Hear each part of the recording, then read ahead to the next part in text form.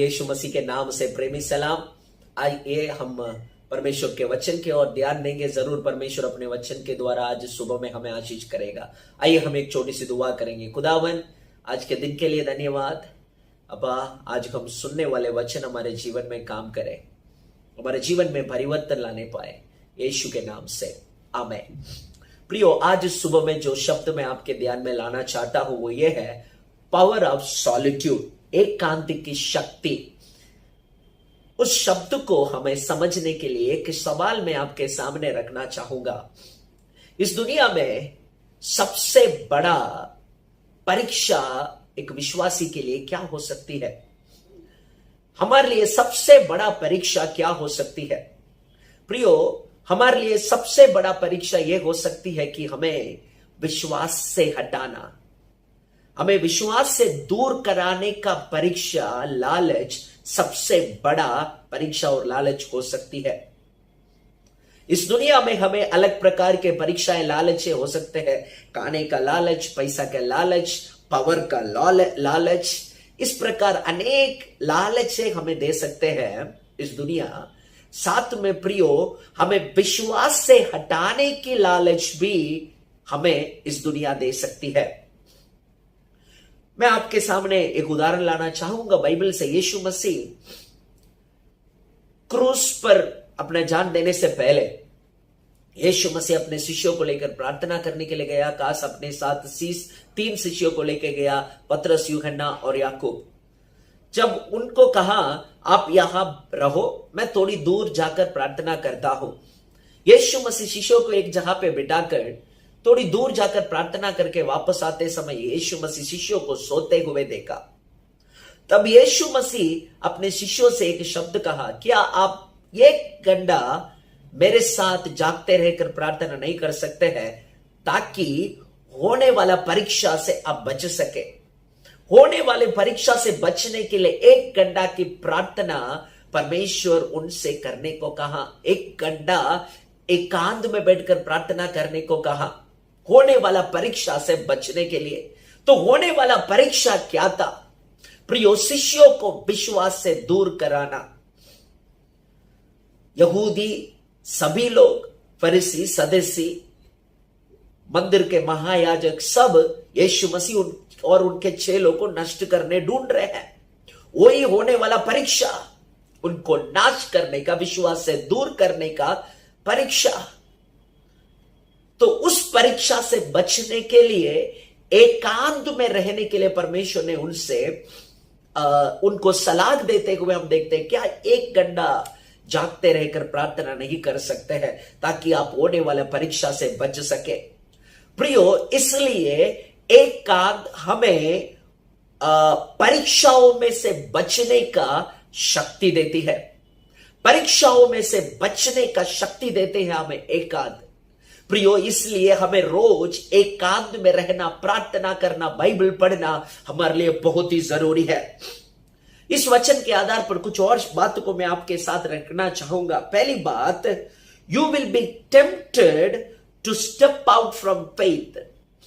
आपको विश्वास से हटाने के लिए लालच दी जाएगी।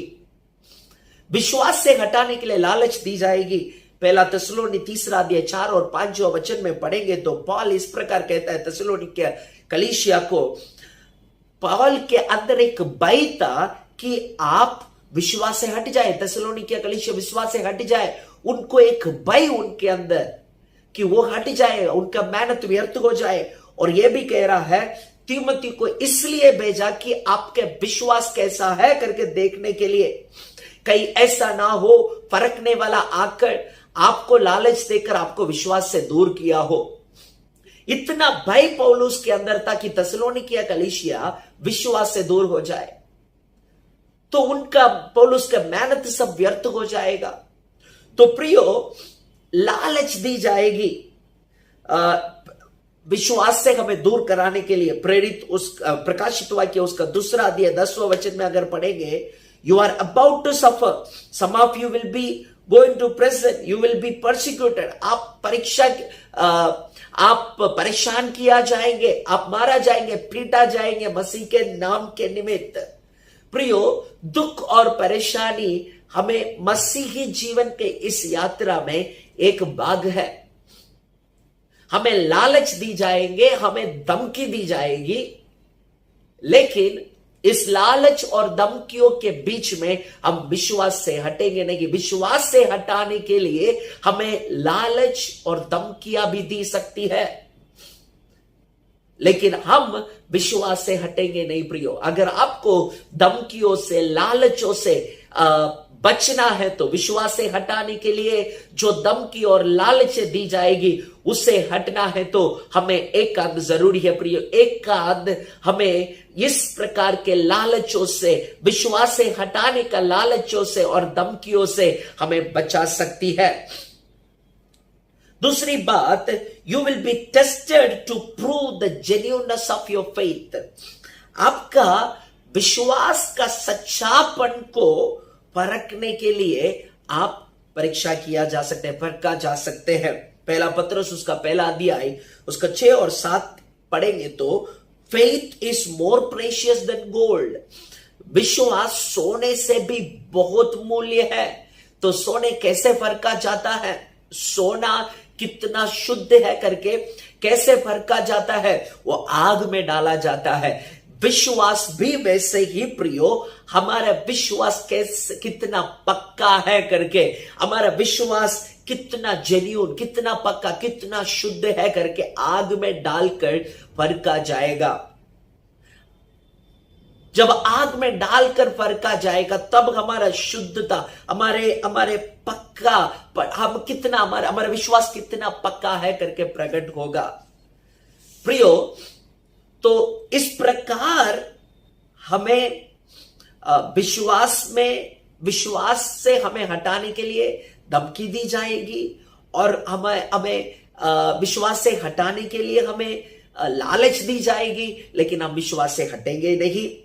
और हमारे विश्वास कितना शुद्ध है करके हम परखा भी जाएंगे, तो तभी भी हमें विश्वास में मजबूत रहना है, हमारे शुद्ध विश्वास को दिखाना है प्रियो। अगर दूसरा कोरिन्थी 11 अध्याय 25 वचन से लेकर अगर पढ़ेंगे, अब पढ़ सकते हैं पौलुस किस प्रकार अपने विश्वास के, शुद्ध विश्वास को, उनका विश्वास कितना पक्का है करके प्रकट करता है। मारा गया, पीटा गया और कई बार भूख और प्यास था और नंगाई और इस प्रकार बहुत ही परेशानी, पथराव किया गया, समुद्र में प्रिजनर था और इस प्रकार काफी परेशानी मसीह के नाम के निमित्त। इन सारे परेशानियों के बीच में भी उसने अपने विश्वास को पक्का किया, प्रूफ किया कि मेरा विश्वास किसी भी कारण से हटेगी नहीं।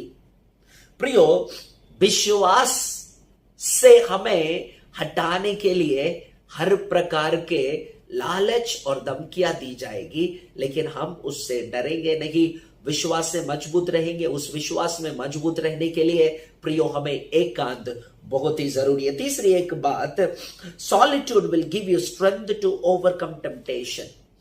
आपको एकांत सारे परीक्षाओं में से विजय पाने के लिए आपको शक्ति देती है। जैसे मैंने शुरुआत में कहा था, यीशु मसीह खुद शिष्यों से कहा, एक घंटा होने वाला परीक्षाओं से बचने के लिए 1 घंटा आप जागते रहकर प्रार्थना नहीं कर सकते क्या?